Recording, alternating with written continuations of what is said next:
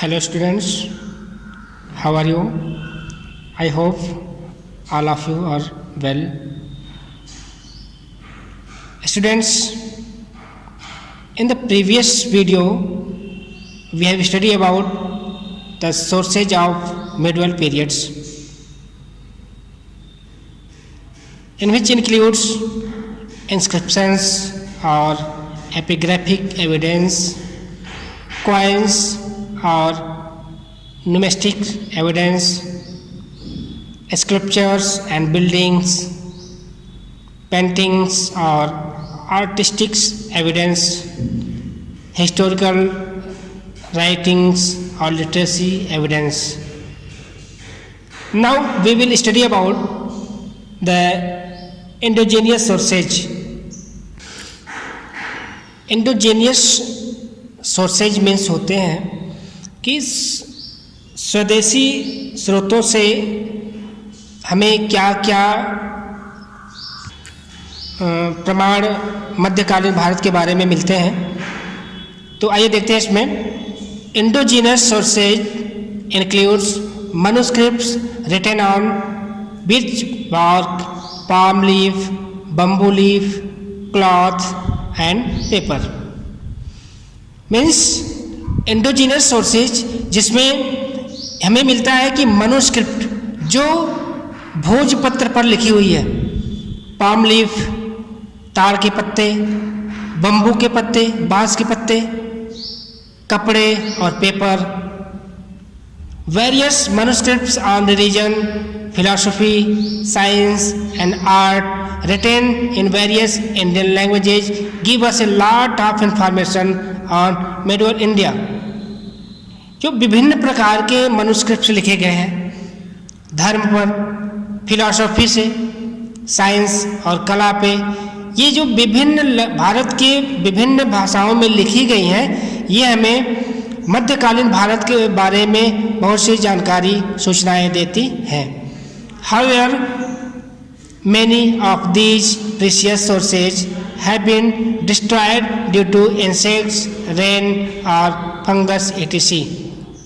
अगर देखा जाए तो इसमें इन सोर्सों में से, इन स्रोतों में से बहुत से कीमती सोर्स हैं जो किसी कारणवश नष्ट हो चुके हैं, चाहे वो बरसात के कारण हो या कीड़ों के कारण हो या फिर फंगस के कारण है।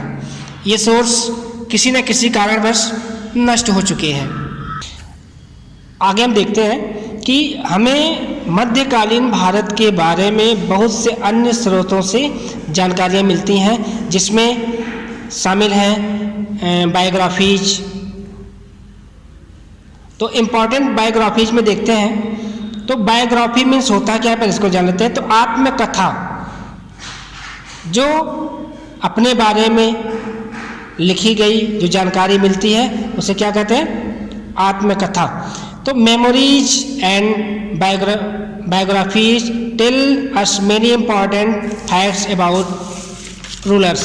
तो मेमोरीज मीन्स क्या है, संस्मरण और आत्मकथाएं शासकों के बारे में बहुत सी महत्वपूर्ण तथ्यों के बारे में बताती हैं। जैसे कि 16वीं सदी में लिखी गई बाबर की आत्मकथा थी, बाबरनामा, जो किस लैंग्वेज में लिखी गई थी, तुर्की भाषा में। तुजुक ए जहांगीरी, बायोग्राफी ऑफ जहांगीर, और जहांगीर की आत्मकथा जिसका नाम था तुजुक ए जहांगीरी।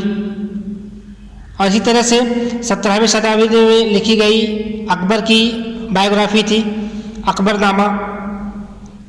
ये सभी बायोग्राफीज से या आत्मकथाओं से हमें इन सभी शासकों के बारे में विस्तृत जानकारी और मुगल काल के शाही घरानों से संबंधों के बारे में जानकारी मिलती है।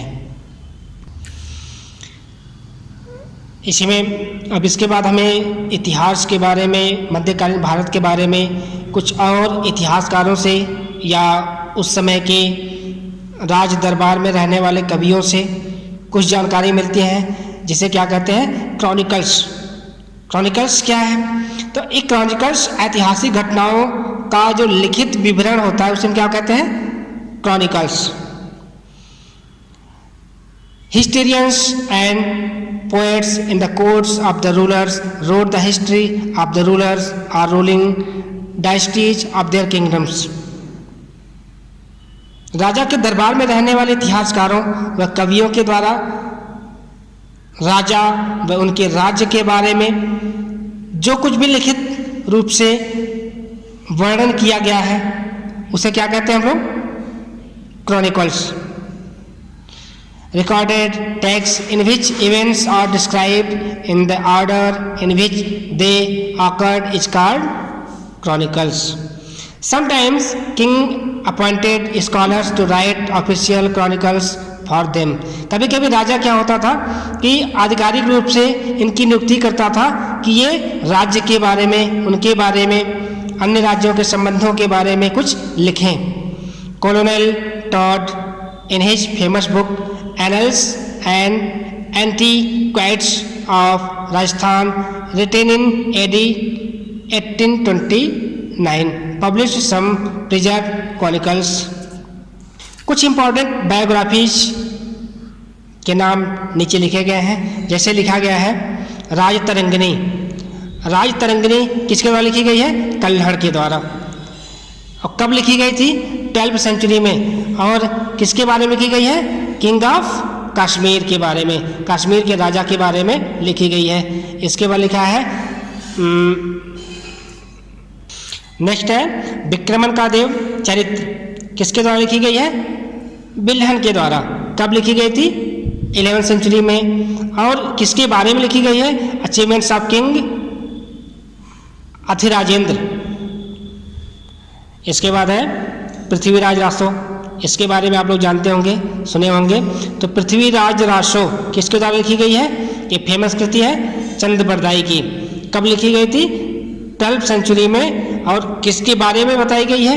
Life of Rajput reader Prithviraj Chauhan. तो इस कृति में राजपूत शासक पृथ्वीराज चौहान के बारे में वर्णन किया गया है। इसके बाद लिखा गया है अल बरूनी। किसके द्वारा लिखी गई है? तारीख अल हिंद 11वीं शताब्दी में। तो religious social and political condition of India. तो इस बुक में भारत के धार्मिक, सामाजिक और राजनीतिक स्थिति के बारे में बताया गया है। इसके बाद लिखा गया है हुमायूंनामा। किसके द्वारा लिखी गई है? गुलबदन बेगम 16वीं सेंचुरी। और इस बुक में हुमायूं के जीवन के बारे में बताया गया है। अकबरनामा आगे हम लोग पढ़े हैं। अकबरनामा किसके द्वारा लिखी गई है? अबुल फजल। कब लिखी गई थी? 16वीं सेंचुरी। और इसमें अकबर के शासन के बारे में बताया गया है। इसके बाद है आईने अकबरी। किसके द्वारा लिखी गई है? अबुल फजल। कब लिखी गई है? 16वीं सेंचुरी। और इसमें भी रूल ऑफ अकबर, अकबर के शासन के बारे में बताया गया है। इसके बाद लिखा है बादशाहनामा। अब्दुल हमीद लाहौरी के द्वारा लिखी गई है। कब लिखी गई है? 17वीं सेंचुरी। और इसमें रूल ऑफ शाहजहां, शाहजहां के शासन के बारे में बताया गया है। इसके बाद शाहनामा फिरदौसी के द्वारा लिखी गई है 11वीं सेंचुरी में। पर्शियन एम्पायर, जो पर्शियन शासकों के बारे में इसमें लिखा गया है। इसके बाद लिखा गया है तबाकत ए नासिरी, मिनहाज सिराज के द्वारा लिखी गई है 13वीं शताब्दी में। और इस बुक में दिल्ली सल्तनत के बारे में बताया गया है। आगे है तारीख़ फिरोज शाही, जिसमें जो किसके द्वारा लिखी गई है? जियाउद्दीन बरनी के द्वारा। कब लिखी गई थी? 14वीं सेंचुरी में। उसके बाद इसमें लिखा किसके बारे में है? फिरोज शाह तुगलक के क्षेत्र के बारे में लिखा गया है। तुगलकनामा किसके द्वारा लिखी गई थी? अमीर खुसरो। और कब से कब तक लिखी, किसके बीच लिखी गई है? 13th to 15th century. और sultans who ruled over Delhi, तो उन सभी सुल्तानों के बारे में इसमें लिखा गया है जिसने 13th सेंचुरी से 15th सेंचुरी के बीच में दिल्ली सल्तनत पर शासन किया था। चलिए इसके बाद देखते हैं फोक टॉक्स, फोक टेल्स क्या होती हैं? Folk tales are stories that were handed down verbally over generations before being written down. Important folk tales collection of the period are folk tales क्या है कि ये उस समय की स्टोरी है, कहानियाँ हैं जो तो उस समय की जो कहानियाँ हैं जो उस समय की पीढ़ियों के बारे में लोग वर्बली बताते थे। तो important folk tales collections of the period are, तो उस समय की कुछ इम्पॉर्टेंट फोक टेल्स कौन कौन सी हैं? कथा सरित सागर किसके द्वारा लिखी गई है? सोमदेव। और दूसरी है बृहत कथा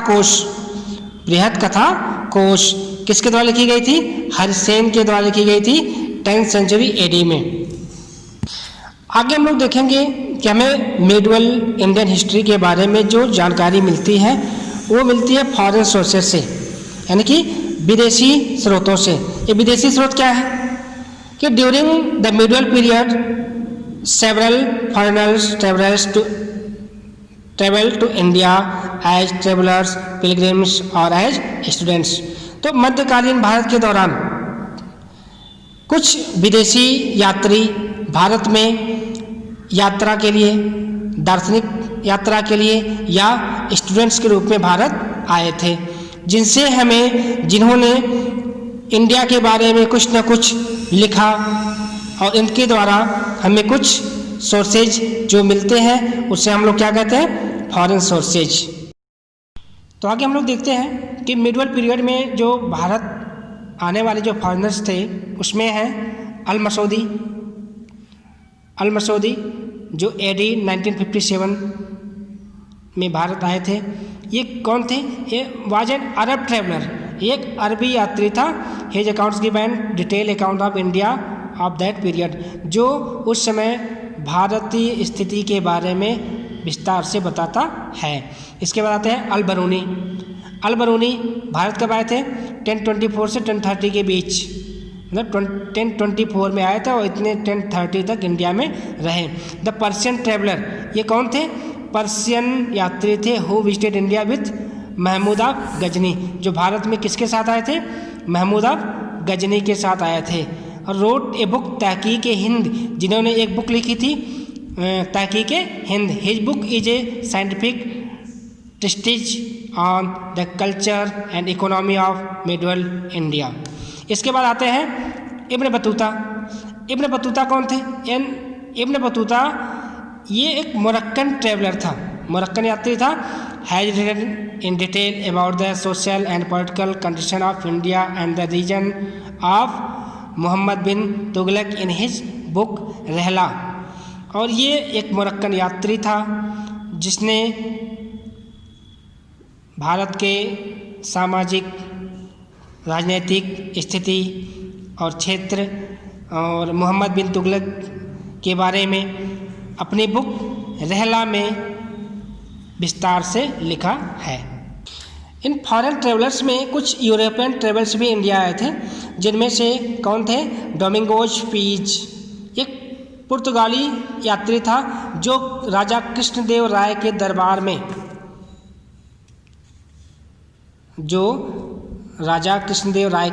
में आया था। इसके बाद है William Hawkins 1608 to 11 and Thomas raw ambassador of king James first at the court of the Mughal emperor Jahangir. और ये मुगल शासक जहांगीर के दरबार में ये दोनों यात्री आए थे।